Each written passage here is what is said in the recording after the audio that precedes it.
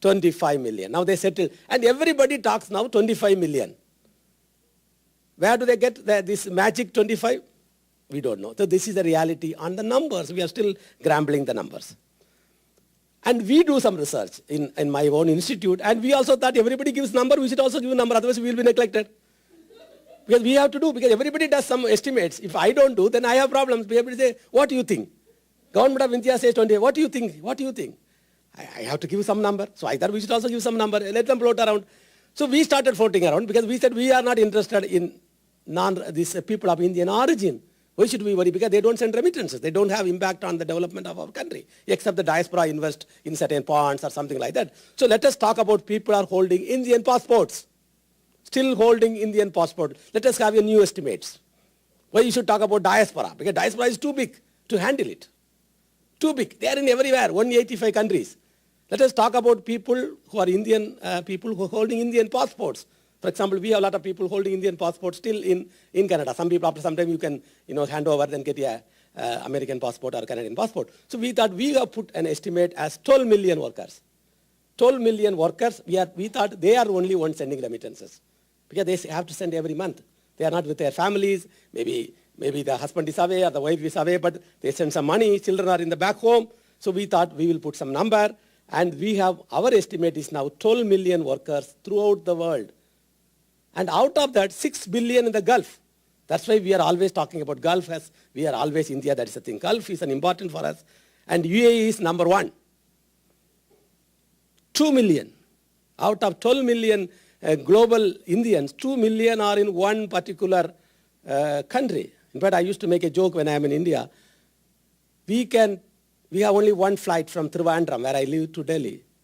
So we have only one flight to go there. But whereas we have so much flight to Gulf. So we are so connected to Gulf compared to within our own country. Because this is where the migration is happening around.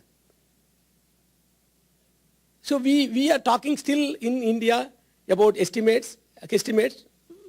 We are not bothered. And look at the remittances. From last, maybe 30, 35 years, it was with a very 0 billion to we are now talking about $69 billion.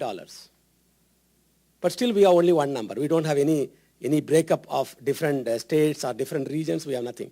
So both migration and remittances, India is very weak because we have no database still.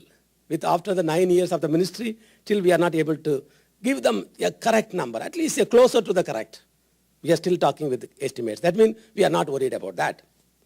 So if you look at the governance of migration in the Indian context, we have still no database, either on the NRIs or Indian diaspora. We have the number is 25. And it's not changed for the last 10 years. So that means something wrong. Maybe the earlier number was wrong. Okay, 10 years you have to, some improvement should be there. Or there is no migration because Indians are leaving every day. So we have to have some number, no data on Indian migrants. In fact, we used to, before the ministry came in, when we used to talk about non-resident Indians, and people tell us in the non-resident Indians, he said, they say not required Indians. We are not important for India. That's why they don't have correct data. So we call them non-resident. They will call us not required Indians. Please go. We are not bothered about you. Of course, now we have a ministry. So we have to bother about you. But still, what way we are bothering, we don't know. So no data either on remittances at the country level or at professional level. Only we are looking at the World Bank. RBI gives you some data. But otherwise, we are very much darkness still today with 9 years of existence on the database. And we are not worried about that. The third important thing in India, which is also important for some of you to know, is that we have duality in passports. And this is the only country probably globally in the world. We have two passports. Passports with people who are 10 years of schooling, they will get a passport, which says you can't leave the country unless you have to get a clearance from the government to work in some countries, something like 18 countries. So you get two passports, we call them immigration clearance required. If they want to leave, they have to go to the government to get a clearance. And the ECNR passport, people who can leave whenever they want, people like me, are the qualified nurses, qualified doctors, they can go to anywhere. We have no idea at all.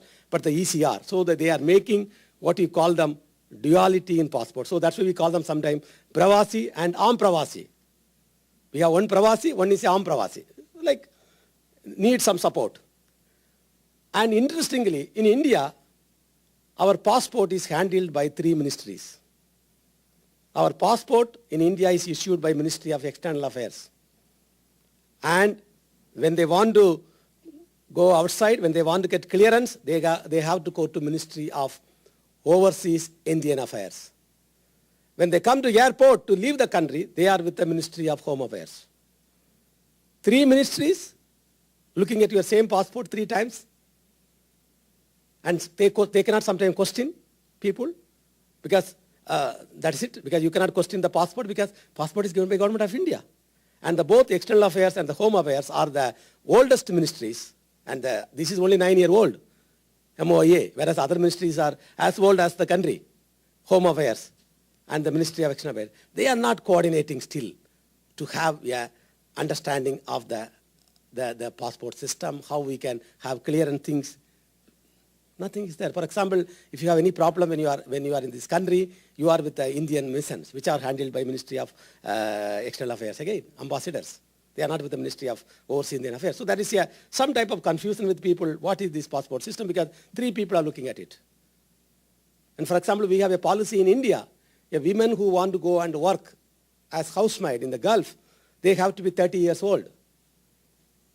You can't go to work unless you are 30 years old. Now, how the women want to go? If they want to go, they have to be 30. But they can get some certificate from somewhere, make themselves as 30, and they can go. And then when you go to the airport and see them, no, you don't look like 30. He said, I have a passport. It says 30. You have to believe that. Because it's a government passport, government document. If the government document says you are 44, you are 44. That's another government document. So I think that also creates a lot of, corruption, lot of, what you call them, understanding the migration. Because people take it just for granted. Somehow we are not able to work closely to help the migrants, or we are not able to manage them. And we had, India had an Immigration Act of 1983, governance issues. Very, very important. 83 we had an act, and we are still working on a new act for last 4 or 5 years. But this act, that's why we wrote in some of the papers, immigration from India to be managed in 21st century, where is this one, under the 20th century law, inspired by the 19th century mindset. Mindset. So you have a policy now which is managed for us, is based on a policy or based on an act which was produced last 20th century, based on the mindset of 19th century. Like, you cannot go. This country you don't go.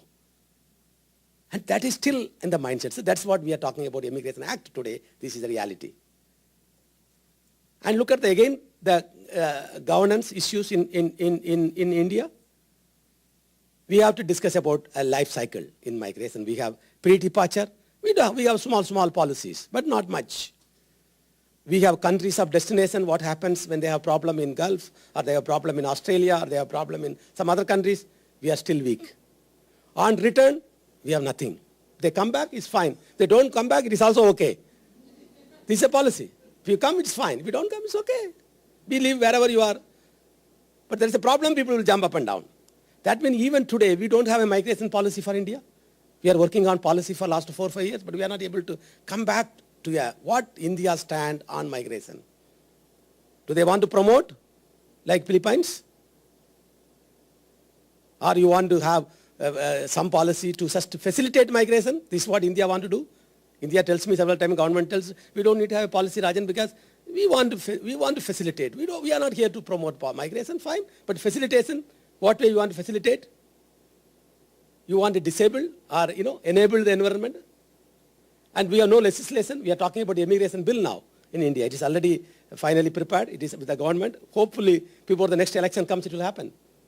The election is going to come. And the election is coming, then migration policy will be again under the table. And we have, even today, we have no policy, no legislation, and no framework to look at migration. With this, I'll stop here. Thank you very much.